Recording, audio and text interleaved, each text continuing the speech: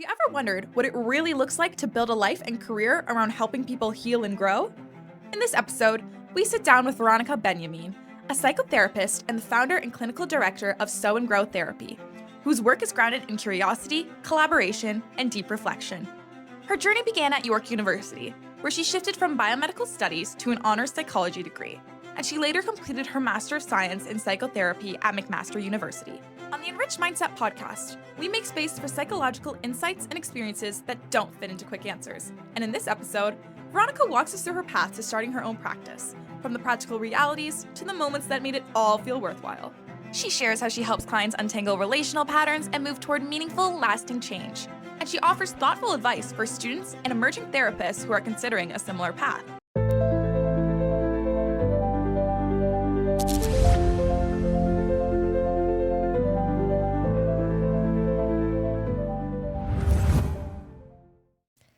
Hi, everyone. Welcome back to the Enriched Mindset Podcast. I'm Shay, a third-year student at the University of Toronto Scarborough, currently specializing in psychology. And I'm Gracie. I am also a second year at the University of Toronto Scarborough, doing a specialization in cognitive neuroscience and a minor in psychology. As psychology students, we spend so much time learning about the human mind and studying about how people think, feel, and heal. But one of our biggest questions revolves around what do we do with all this knowledge we learn, and how do we transfer it into an actual career? And we are so excited about this episode because we're joined by someone who has built a career that many psychology students are actively working towards today. Today, we are joined by Veronica Benyamin, a registered psychotherapist who supports individuals in navigating stress, relationships, self-esteem, and personal growth, while creating a space where people can better understand themselves and build more meaningful, fulfilling lives.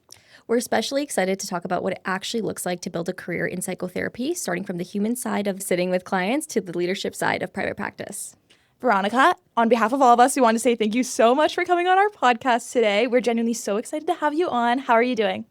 I'm good. Thank you so much for having me. It's a pleasure to be here. Perfect. That's so amazing to hear. But before we dive into the deep questions, we have a bit of a tradition on this podcast. Yeah, every guest has to endure some questionable dad jokes. Hey, Shay, do you want to start? Okay, yeah, here it is. So what do you call a therapist who can't stop making puns? A therapist who can't stop making puns. I actually want to come up with an answer. Yes, okay, go for it.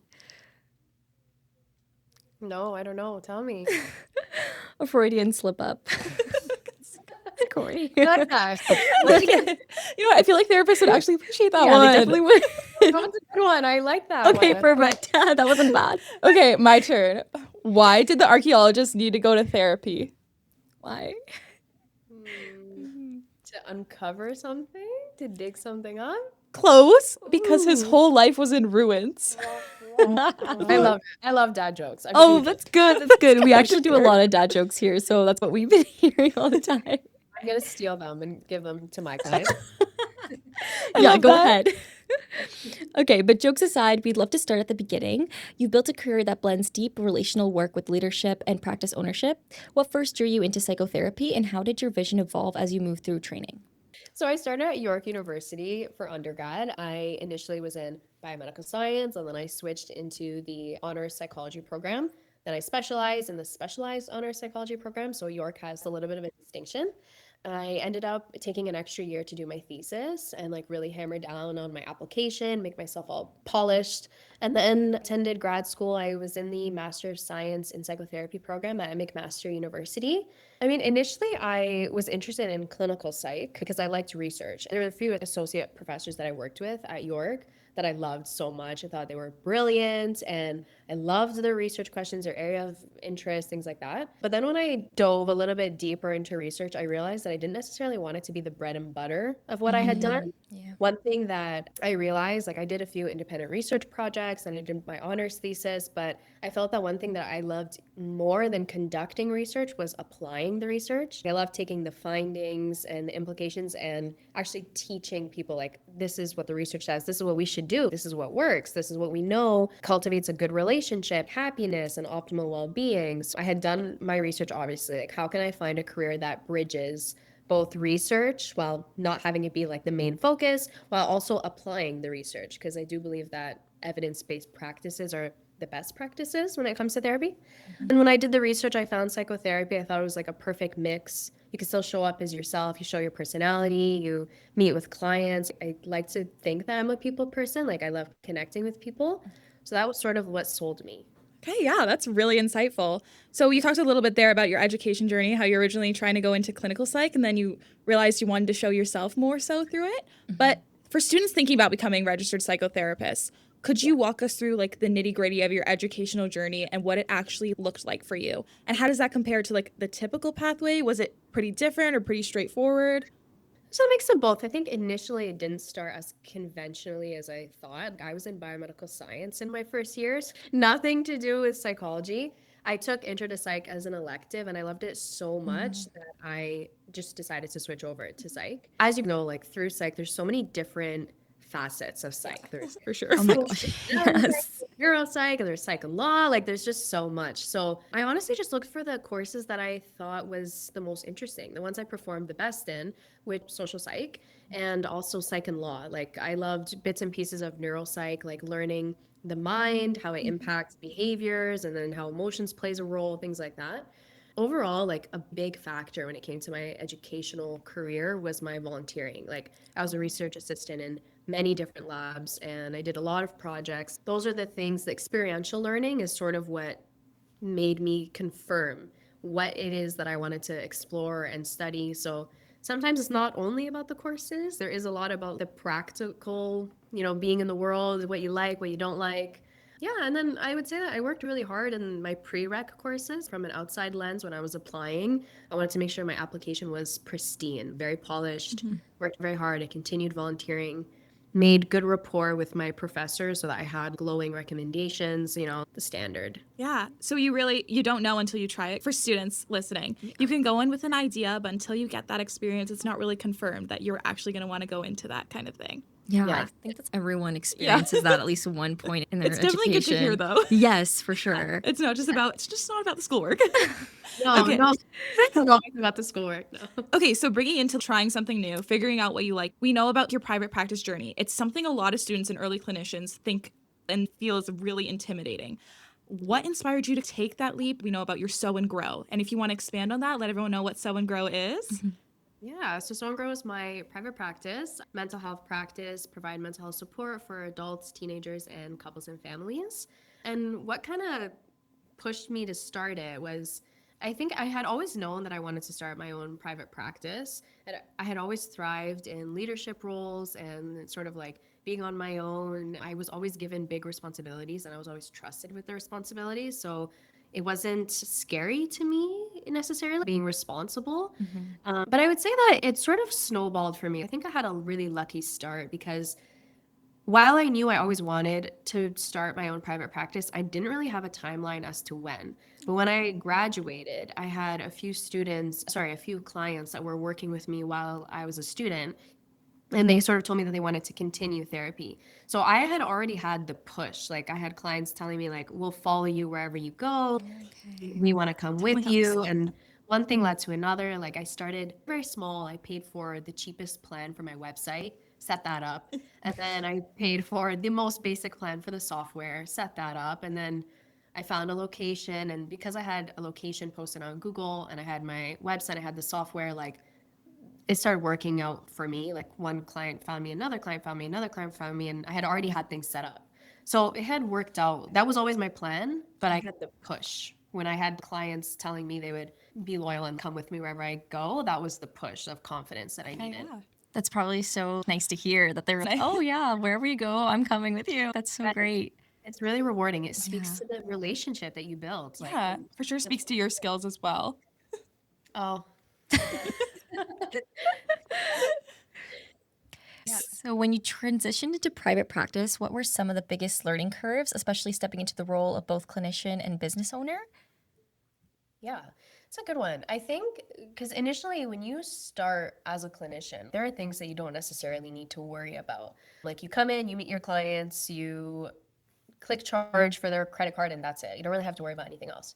But as a business owner, you're thinking about processing accounts and you're thinking about making sure rent is paid and marketing costs and overhead costs. So these are typical concerns that a clinician might not have.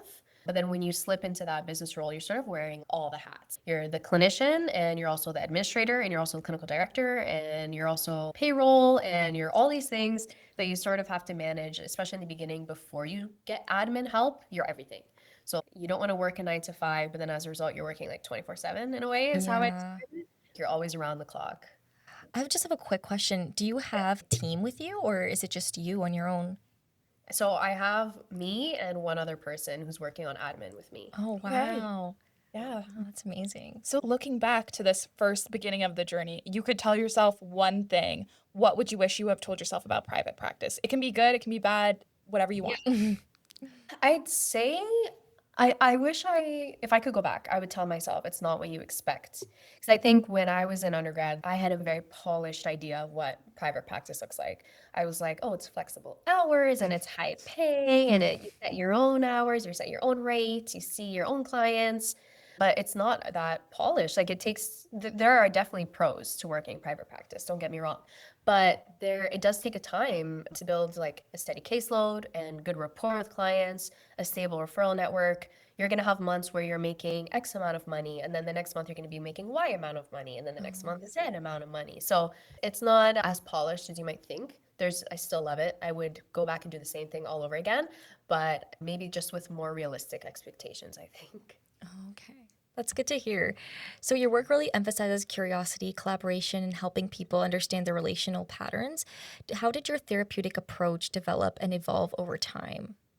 In grad school, you learn a lot about what not to do and theories that you should do. But when I started, I learned a lot about what my clients need, what clients like and what they don't like. When you bring in curiosity as a therapist, you become a good therapist because you start asking a ton of questions. Not every client is the same. It's not one size fits all. And collaboration brings that flexibility. You adapt to client needs. You start to learn which clients need and want a straightforward approach, and then which clients need maybe like a gentle nudge. And that only comes with curiosity and humility, like when you ask these questions and you be genuinely curious about your clients.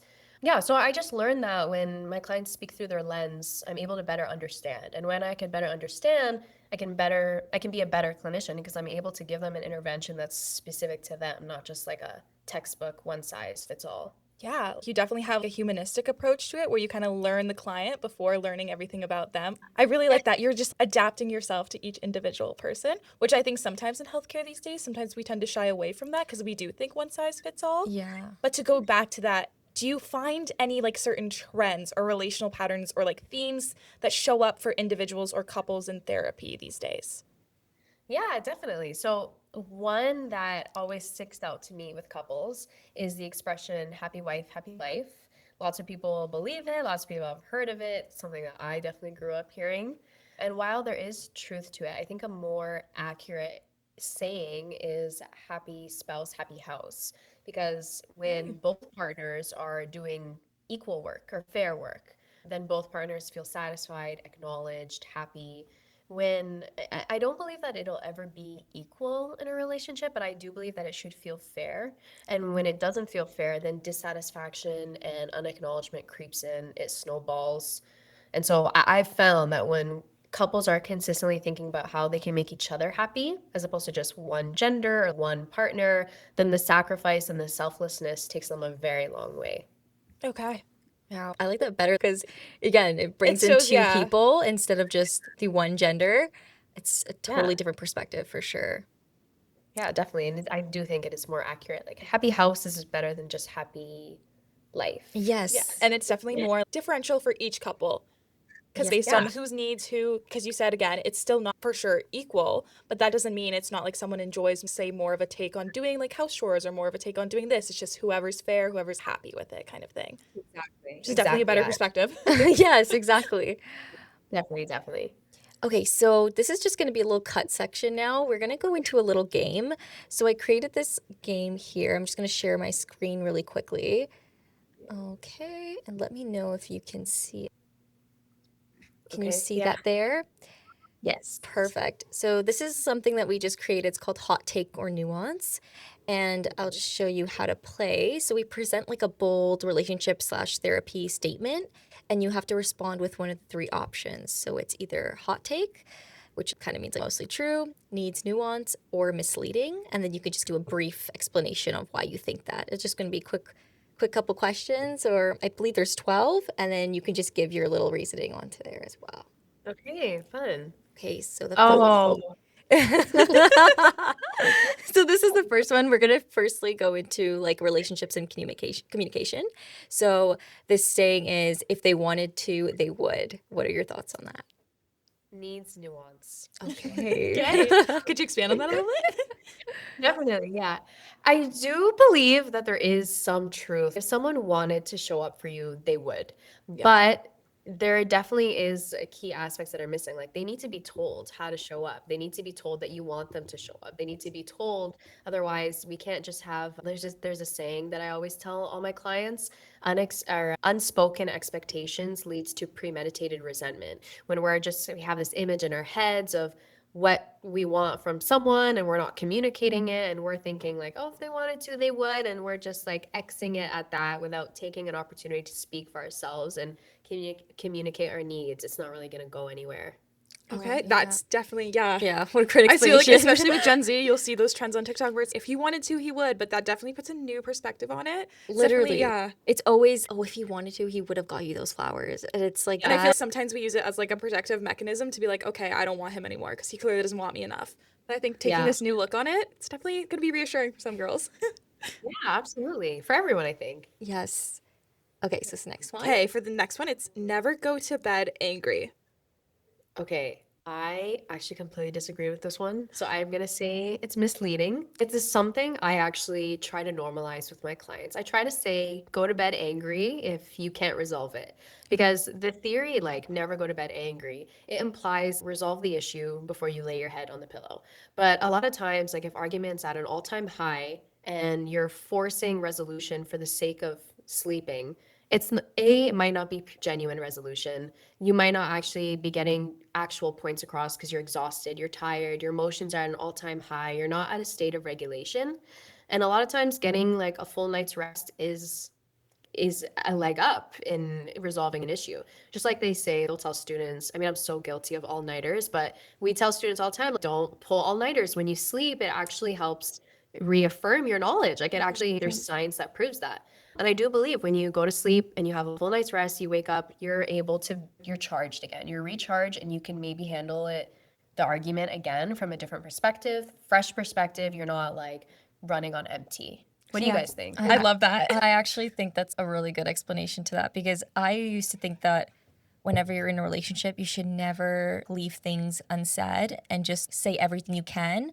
But I feel like if you're in the heat of the moment, maybe you do need like a step back, and maybe going to bed is definitely something, because everyone loves sleep. Come on, who doesn't want to rest? It's so true. I think like a lot of times we're always saying, if you need to take some time or you need to take a moment to breathe, go ahead and do it. But for some reason, something about sleep, people are so afraid to sleep with an argument in the air. And I don't know. I want to get away from that. I want to normalize it a little bit more. I love that one. I would have never expected that answer though. Like, I love it. I like that too. Okay, for our next one, your partner should be your everything. Misleading again. I disagree. I think that your partner can be a very big part of your life, for sure, but part of your life. Okay. I like to use a solar system metaphor, where the solar system won't work if one planet is out of orbit, or it won't work the same. And I believe that we have many different planets. Like one planet is work, one planet is friends, one planet is family, one planet can be spirituality, one planet can be fitness, and I think another planet is your partner and your relationship. But when you're only revolving around that one planet, your solar system, like you as a person, is not going to work. So I don't believe in this one. Okay. Wow. Again, you have a really good sayings to all of these, like the solar system, and yeah, really great. These are good examples. These are really good ones. Thank you. Okay, and another one is, you shouldn't have to ask for what you need. Yeah, again, misleading. I believe that the easiest way to get your needs met is to communicate them. And I think that sometimes I'm in a genuine state of like confusion when people don't take an opportunity to communicate what they need, because sometimes people feel embarrassed, sometimes people feel shy, sometimes they don't feel like it's a safe space that they can communicate things. But when you ask for what you need, if it's not met, you have a decision to make. You can either choose to be in a relationship, a friendship, a partnership, whatever it is, and not have your needs met, or you can choose to find someone who is able to meet those needs. And when you ask for what you want and you make your needs communicated, then you're able to have that information to actually make an informed decision. Okay, yeah, I think that's a big one too. Yeah. Okay, moving on to our next little section, we have identity and emotional growth. And then the saying is, people don't change. Okay. I feel like I'm disagreeing with all of them. And It's okay. No, That's it's okay. perfect. okay, I have to disagree with this one, only because this goes against my entire belief in my career. I do believe my whole career is rooted in the theory that people change. People can change. You can learn new behaviors, you can unlearn bad ones. I do believe change can be really powerful. It's not always a bad thing. And I believe that anyone who wants to change and has the tools to change and is seeking out the tools and resources can absolutely 100% change. Okay, so you can teach an old dog new tricks. That's what I think. What do you guys think? I think so too. I Yeah. believe in second chances. I'm a soul believer, and yes, you can definitely change and you can become a totally different person because you experience something in your life. And yeah, I totally believe I know. that I people feel like change. sometimes we want to be stuck in our own ways and we want to say people can't change because we don't want to have to forgive them for their past actions. We don't have to come forth with that. But at the same time, I do believe change, even though we carry our experiences with us, it's about what we learn from those experiences, not necessarily if we keep daunting on them. Yeah, absolutely. It's how you rely on it for knowledge and not as opposed to it taking over your entire life. Yeah. Okay, and then this one is your childhood explains everything. Oh, this is a good one. That's what I'm interested about. I know, I'm kind of interested in this one too. This is a really good one. Oh, God. Okay. Your childhood explains everything. I'd say needs nuance for this Okay. one. I'm really on the fence between hot take and needs nuance. Okay. Because I do feel your childhood has a huge impact on how we show up. Mhm. But another saying I love to say to my clients is that things can be an explanation, but not a justification. I think we reach a certain point where, like, our childhood, our upbringing, our experiences can explain our behaviors sometimes, or like our emotions, our actions, things like that. But you reach a certain age where you have to now reclaim power. Like, you can't blame everything on your childhood. There's a way that you can find change and find empowerment and process trauma, learn to process and handle emotions and learn to emotionally regulate. So I do believe that your childhood brings nuance 100%. But I also do believe that there is power in recognizing that childhood isn't everything. Like, what about adulthood? What about seniorhood? Like, that has to Yes. count for something too. Childhood is only up until you're 18. Yes, So for sure. there's so much time. Yeah. What a great answer. Okay. And Now going into like our therapy and mental health sector. So you need to love yourself before anybody else can. This one is a tough one again. I would say needs nuance because I believe that sometimes people can love you before you love yourself, and through that, you can learn how to love yourself. I like that. When you see people through their perspectives and their lens, and like sometimes people tell you what they love about you, and you might not even notice it. They might say, I love when you do this, I love when you do this. And you start to notice things about yourself that you wouldn't. And then you can start to love it. So I do believe that someone can teach you how you can love yourself before you love yourself. But do I believe that you need to love yourself regardless? Yes. We can't rely on people to teach us to love ourselves, but sometimes it just works out that way. Okay. okay, and then this one is venting is healthy.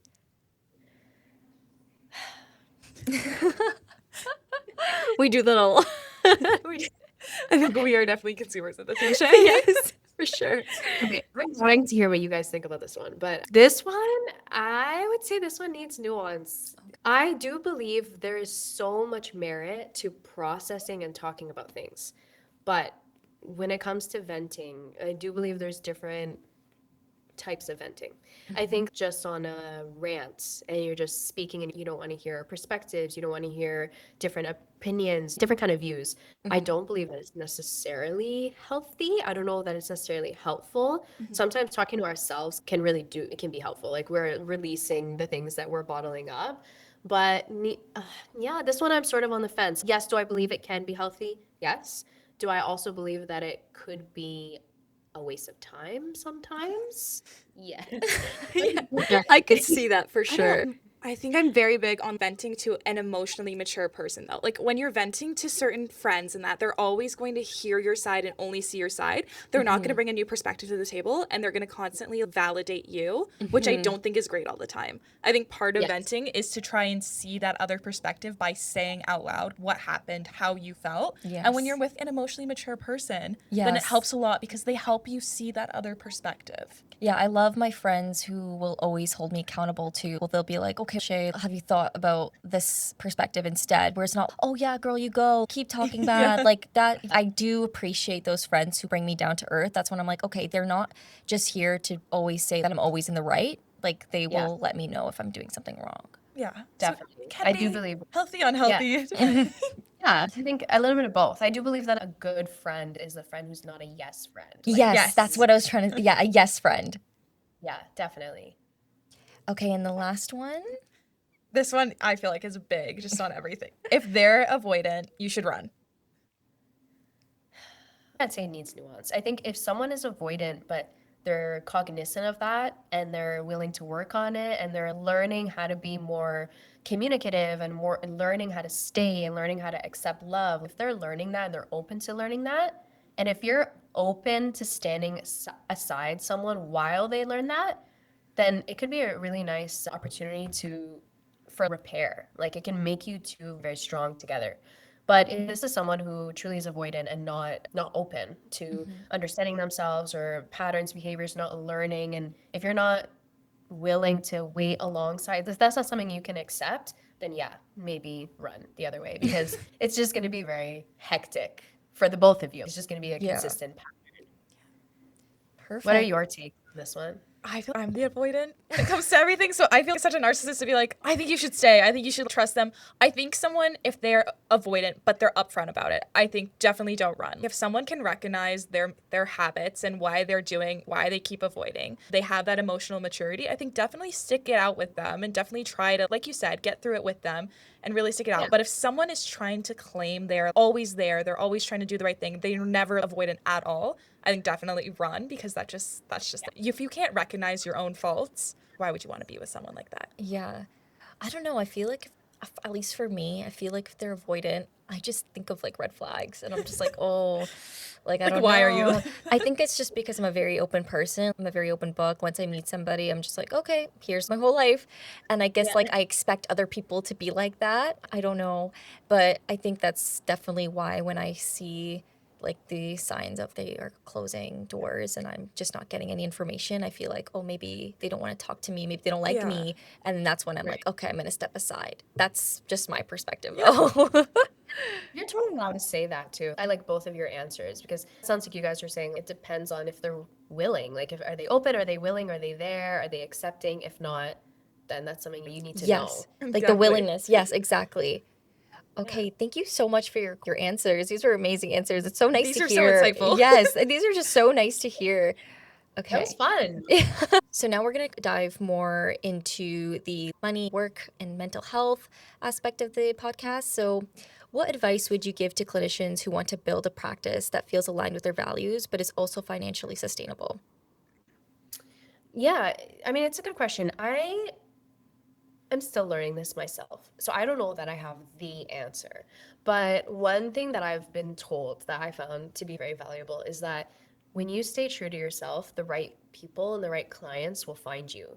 And a lot of times I feel like you're building a name, you're building your practice, you want to be a chameleon and give in to people's requests or give in to things that you don't feel comfortable with or whatnot. And in the end, I do believe that not all money is good money. And by the same token, I also believe that not every dollar saved is a good dollar saved. I do believe there's room for investment in certain things, and there's also room for you to say, this money is not good money. I'm not going to accept a client who I don't have experience working within their issue, or a client who is difficult and might impact our work together, like someone who's not open to working together, things like that. These are factors that definitely show up in the therapy room.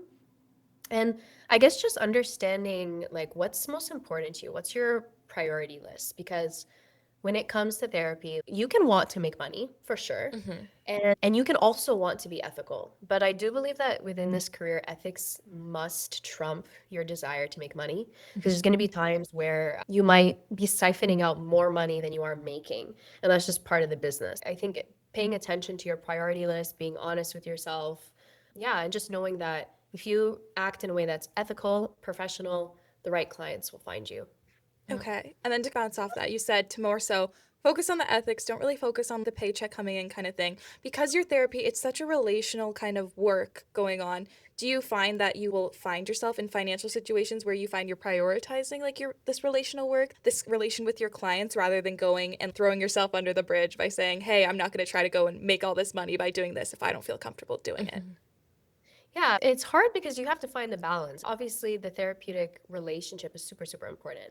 But you also have to recognize that these factors impact your work. If you're stressed about finances, or if you've agreed to a certain fee that you can't actually, it's not actually a feasible fee, then you're going to show up differently in the therapy room. You're going to be thinking, am I going to get paid for this work? Did this make sense? Am I being smart with my time, my money, my clients, or other clients who might need a subsidized spot more than other clients, or things like that. Like, I do believe that it comes with experience, but there is a way that you can manage your subsidized spots. There's a way that you can look at your books and say, oh, I have 10 spots that can be subsidized fee, and the rest are more so like the standard fee. And the clients who fill up those spots, and then if you need another client comes to you and they say, I need a subsidized spot, there's no shame in referring out. There's no shame in providing a network for them where there is a subsidized fee, like Affordable Therapy Network, that's a good one, or Open Path, that's a really good one. Excuse me, where clients can find therapists at a lower rate, and you're still acting ethically, you're still prioritizing both the client's well-being and your business as well. I love that. Sounds like the perfect work-life balance. You really have it like underway with the ethics and everything, and also looking out for your clients and looking out for yourself. I think that's so important, especially like in your own private practice. Yes. Very inspiring. Okay. Love. So going into content creation, that's where we found you. You also share really thoughtful and accessible mental health content on your Instagram. What initially motivated you to start creating content outside the therapy room? Yeah. I really believe that when you understand something, you can explain it in a very simple way. There's this saying, I don't know it verbatim, but it's like, if you don't understand something, you need 3 pages to write it. But if you understand something, you only need a paragraph to write it. Even professors will read your paper and they'll be like, make it more concise. There's a simpler way to say it. Yes. Yeah. Just adding filler words. But if you know what you're talking about, you could just say it without any. So that was one thing for me where I wanted to teach myself how I can make like complex psychology concepts and theories more digestible. And what better platform to test that out than social media, where people can just swipe away if they're bored, don't understand, not interested. Like, you have to captivate them with a hook. And so that was a way that I knew I could teach myself how to make concepts more digestible for my clients through social media, and challenging myself to show up authentically in that way. Yeah, just a quick question too. You blew up. Like, you have a lot of views like on your stuff. What was your reaction when you got that? Were you taken back? Were you expecting that? Definitely not expecting it, for sure. Because I had been making videos for a year, and it was sort of a constant view count. And then I had a couple of videos skyrocket in view count. And yeah, it definitely caught me by surprise. Felt kind of weird, for lack of a better word. Like, I know like, all these eyes are on me. I'm seeing so many shares, so many saves, and it feels very comforting, or rewarding, I should say, knowing that I've shared valuable advice that I've learned through school or through other professionals. But it feels scary that so many eyes are on you. You know, you don't want to. Oh my gosh. Yeah, I'm always scared. Like, that's my biggest fear, is if somebody from high school sees my stuff, and I'm like, oh, It's always, what is someone thinking of you? If it's another cup of tea. or like family members, I'm like, oh, I hope they don't think I'm weird. Oh, no, I know. Listen, I've been there for sure. And the only thing I could say is like power through. Like, one person is definitely going to think you're a weirdo, but another person's going to think you're so cool and fun. It's all about balance. All the balance. Just power through, you guys. So showing up online with such a great perspective as yours, has that changed the way you see yourself as a therapist? Do you find you're more connected to clients, like seeing things from their social media outlet perspective? Because I know a lot of ideas in our heads, like even the game we just played, was all about these social media takes on certain relationships and how you should feel about yourself. Yeah. You know what's funny? Because I never thought this would be my answer, but I think that showing up on social media has a little encouraged me to be more authentic in person with my clients. Because I feel that, when I meet my clients in person, I want to be professional and polished and poised. I want to carry myself as a professional. And on social media, like there's a little bit more flexibility. You're still professional, of course, like when you're making your informative videos, but you can bring in a little bit of your personality. You can show like bloopers in a way, like show a little bit of like laughs, mistakes, and those are things that make you human. Those are things that make people like you, want to talk to you. We also learn that in psychology, like people who are funny are seen as more trustworthy or whatever. Like research will show that. So yeah, like being on social media kind of forced me to show up more authentically in person as well, because I see like positive feedback online and I'm like, okay, what if I bring this into the therapy room with my clients who I know and I've been working with? And yeah, so it challenged me to maintain consistency over how I show up. That Yes. it definitely brings a new perspective that social media isn't always bad and not always rotting our brains like our parents say. It's actually really informative. Yes. It really is. A lot of times, instead of going out to Google, I'll go into social media. Like, Yeah. Oh, yeah. And sometimes it summarizes things the best when you're hearing it from someone that's just talking to the camera at you, or a trend that's easy to understand. Yes, 100%. I find myself Absolutely. searching things up on TikTok all Yeah. the time. Yeah, absolutely. I do feel you remember concepts more, like certain audios or certain videos. You send it to your friend, like, oh my God, look at this. Yes. And like, It's all about encoding. yeah, definitely. Okay, so just some last final questions here. If you had to describe your professional journey in just one word, what would it be and why? I think my word would be changing, because when I look at 10 years ago, when I started undergrad, like lots of things changed from 10 years ago. I changed my program completely from biomedical science to psych. I changed my career path completely. And even when I was in the program, initially I wanted clinical psych and then I changed to psychotherapy. And then I've changed like areas of interest. Being in grad school, I went into grad school saying, oh, I wanted to do this. And then I ended up doing something else. So I think I'm someone who likes stability and I don't necessarily like change. But this career path has sort of made me recognize that change doesn't necessarily mean it's a bad thing. Like it just means you have different perspectives now, different views, like you have different opinions, more knowledge. I even remember in grad school when we would do ethical dilemmas, I would respond how I would naturally respond. I'd raise up my hand, I'd be like, oh, this is what I would do. But if you asked me the same ethical dilemma today, I would not act the same way. And it just shows get more knowledge, get more experience. And so change isn't necessarily a bad thing. Find comfort in change because life is always changing. Yeah, I think that would be my word. I love that. Okay, so does that, if you had to give one piece of advice to your younger self, it would just be accept the change. It's not bad. It just means you're just traveling onto a new path and you're going to end up loving it. Or is there something else, something niche that Yeah. you would want to tell yourself? No, that's a good one. Accept the change, don't fight it. I think I'd also add trust yourself. Yeah. If there are things that don't sit well with you or things that you just never found comfort in, listen to that voice. I think even at the beginning of my career, I mimicked a lot of protocols from other clinics that I was a part of. But then when I started Sow and Grow, I was like, you know what? I don't really like this protocol. I don't really like charging clients for their session notes. I don't really like creating a 72-hour cancellation window. There were things that just never sat well with me, but I did it because it was what I knew.